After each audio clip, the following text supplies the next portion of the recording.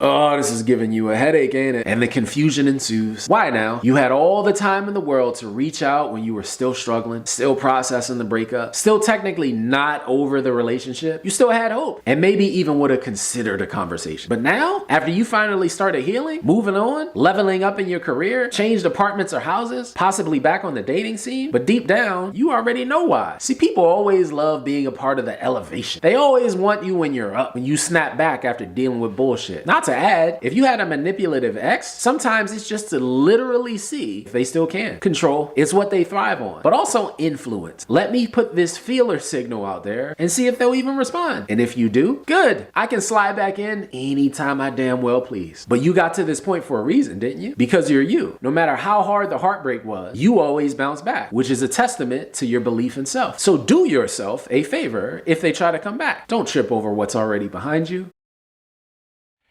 And it's unmet needs. Now, cheating never happens when someone is getting all their needs in every area. Now, some of those needs may be subconscious, so this could be someone who thinks they're getting all their needs and then still finds themselves cheating. So unmet needs, what would be an example of an unmet need? Well, if a man feels emasculated, that could be an example of an unmet need. If a man isn't feeling the excitement or passion that he wants, that could be an example of an unmet need. He might not have the self-esteem. That's an example of an unmet need that you can't control. He might, say, be feeling unloved or appreciated. He might feel insecure. There's lots of reasons that men will cheat. In today's society, women focusing on their careers and personal lives, rather than solely catering to their partner's needs, may lead men to betray them. This perspective reflects traditional gender roles, where women are expected to be supportive and prioritize their partner's satisfaction. So what I teach guys is, yo, we don't live in a tradcon world where they fucking try to tell you, oh yeah, it's okay, just, you'll find the right girl out there, blah, blah, just be yourself. This fucking stupid advice. That world doesn't happen. You have to fucking be that guy and make the girl the right girlfriend for you. Because a lot of these girls come in indoctrinated with bad fucking habits, etc. And that's why I tell guys you gotta fucking train the bullshit out of girls. And a lot of the times, you gotta mold them, dude. But then I say this shit, that's misogynistic. Fuck you. No, it's realistic because men have to move differently now because girls don't come pre-assembled. They don't come with a good father. They don't come with a good family. They don't have religion. They don't have morals. They don't have shame anymore. So you have to put these things in them as the fucking guy and the leader. So what I tell guys is since women typically don't understand or respect male authority in 2023, you need to be prepared to get rid of the women out there that will enable that bad behavior of thinking, fuck man, we don't need to listen to him. He's controlling. He's toxic. No, you don't hang out with those bitches no more. However, it is crucial to understand that relationships are built on mutual respect, understanding, and meeting each other's needs. Suggesting that a woman's pursuit of her own goals justifies a man's infidelity disregards the importance of shared support, respect, and commitment. I only want you for the money and the clothes and for the bills. That's it. If you ain't getting my hair done, if you ain't getting my nails done, if you ain't doing nothing for me, then I don't need you here. It's not 50-50. It's not 80-20. It's 100% to 0. It's one side.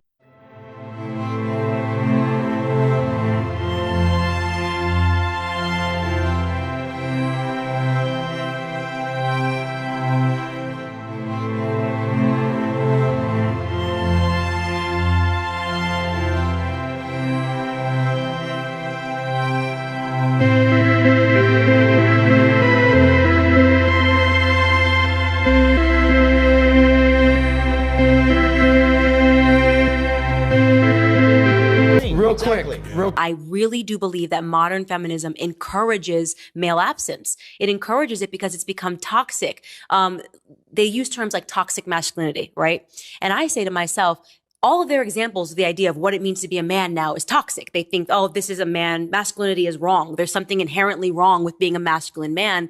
And to me, I always say that it was toxic masculinity that saved me. I had a healthy fear of my grandfather. Nobody played around with my grandfather. We still don't play around with my grandfather, and it's just, there's a certain level of respect when you're in his home. There are rules. And because I had that healthy fear, I was, I guess, more responsive to that sort of authority when I had to go out in real life. I believed in structure. And yet this version of feminism today, we have women that are basically promoting men should act like women, right? And women should act like men. There's all of this confusion. You can pick your gender, you can do what you want. And ultimately, what I think it's doing is feeding into this idea of a breakdown of the family.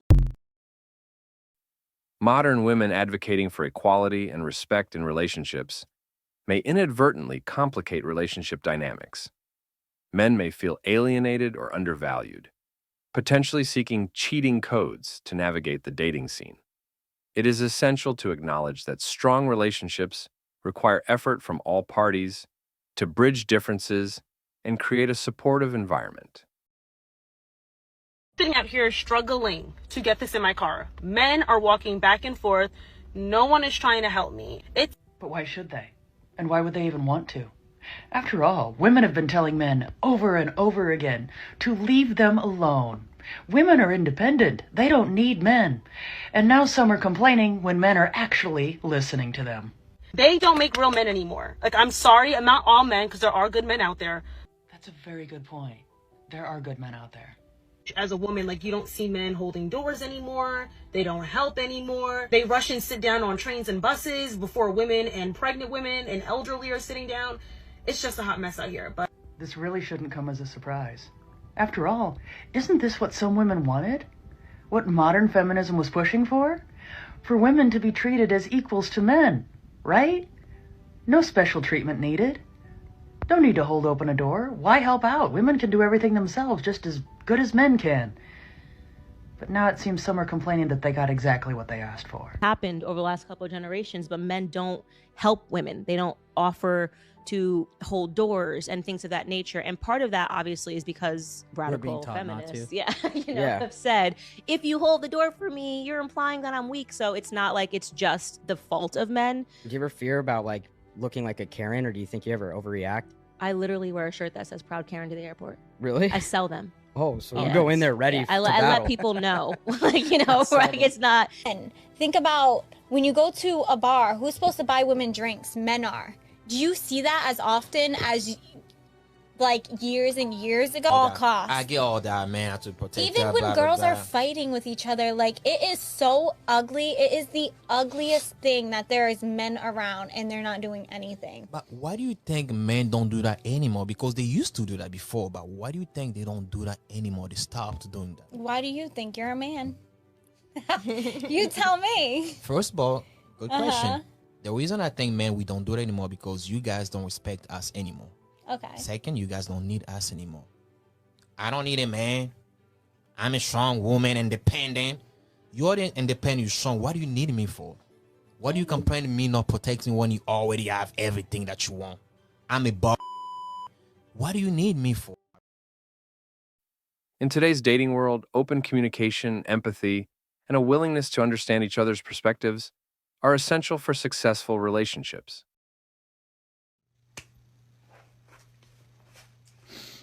I did it. I did it.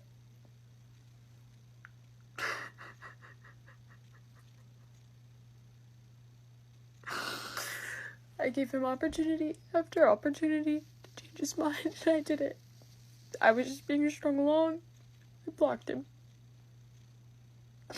I was hurting my own feelings so bad, hanging on to something that's not there.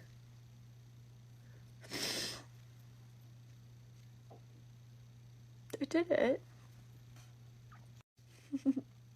Now what? Like what? Now what? Like why? I gave you opportunity after opportunity to fix it. 2 weeks. 2 weeks worth of opportunity to fix it. Can't believe we've been broken up for 2 weeks.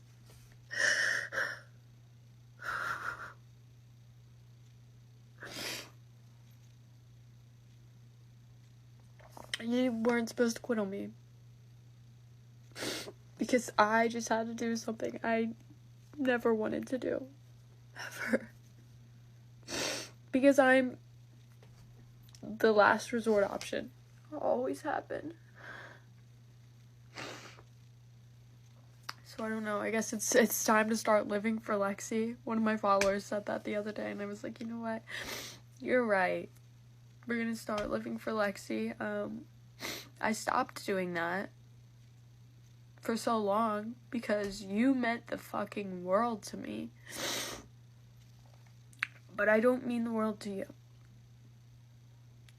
Damn, does that hurt. But you know what? That's life.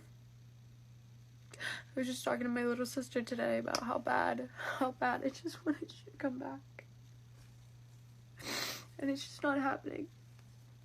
And I'm destroying myself over it. Mentally, I couldn't do it anymore.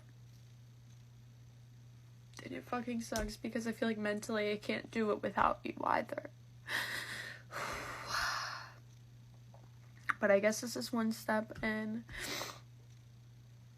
a direction. I don't know that it's going to be a better direction, but a direction versus no direction.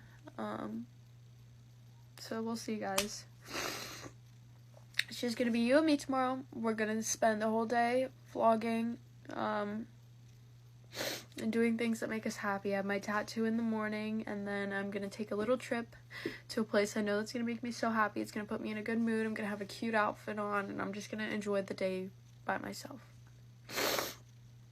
Find happiness in my own company. So, sorry for crying on the internet again. I'm sure someone's going to say, I'd rather pull all my hair out before I cry.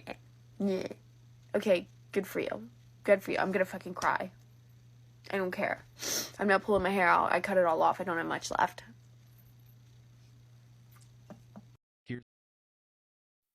Simplifying the behavior of women or men oversimplifies the complexity of relationships and the numerous factors that influence them, building trust, acceptance, and appreciation for each other's values. Okay, yes.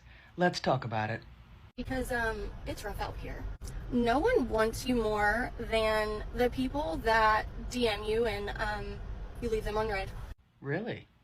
No one wants you more than the people that you take forever to respond to or just forget to respond to them altogether.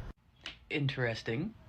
And then as soon as you give some of these people a chance, like communication is like great at first, but then as soon as you start to catch real feelings and communicate well, and respond in like a timely manner, gone with the wind. They want nothing to do with you. So they begin to treat one exactly the way that one initially first treated them. Ironic, really. And then you cut them off because of how they're being. Does anyone not see the irony here? And that's when they decide they want you again. It's like this weird cat and mouse game. I don't understand. It's funny how one initiated that game in the first place, but then, as I said, when they start playing back using the exact same rules and strategies, one doesn't seem to like it.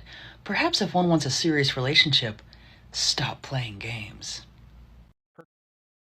Okay, I just got back from the gym, and this might be a super hot take, but in my opinion, if you are using dating apps, you don't even deserve to go on dates. And I know that sounds crazy, but I am so sick of dating app culture. Like, if you don't have enough courage to just go up and ask someone out or start a conversation with them in public, you don't deserve to be like out on dates. And I stand by that. Men of this generation need to like grow some balls and just start asking girls out instead of hiding behind a little screen. And that wraps up today's episode of Manosphere Daily. If you enjoyed the content, give it a like. Be sure to subscribe and hit the notification bell so you're notified as soon as a new video is out. Share your thoughts in the comments below. See you all tomorrow.